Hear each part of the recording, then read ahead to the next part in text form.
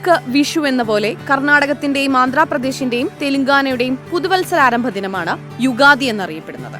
എന്നാൽ യുഗാദി ആഘോഷങ്ങളുടെ ഭാഗമായി എല്ലാ വർഷവും പികടല യുദ്ധം അല്ലെങ്കിൽ മഹാചാണക യുദ്ധം നടക്കാറുണ്ട്.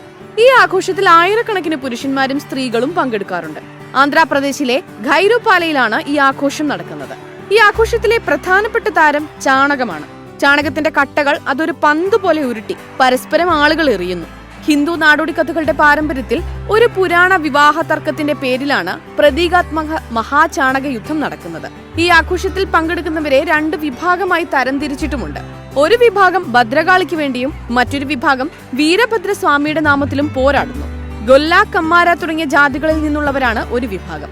ഈ പോരാട്ടത്തിനൊടുവിൽ എല്ലാവരും വീരഭദ്രസ്വാമിയുമായുള്ള ഭദ്രകാളിയുടെ വിവാഹം ആഘോഷിക്കുന്നു.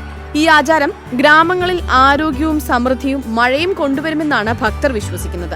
വീരഭദ്രസ്വാമിയുടെ തിലകം നെറ്റിയിൽ പുരട്ടുന്നതിലൂടെ പോരാട്ടത്തിനിടയിലുണ്ടായ പരിക്കോ വേദനയോ 3 ദിവസത്തിനുള്ളിൽ അപ്രത്യക്ഷമാകുമെന്നാണ് ഭക്തർ വിശ്വസിക്കുന്നത്.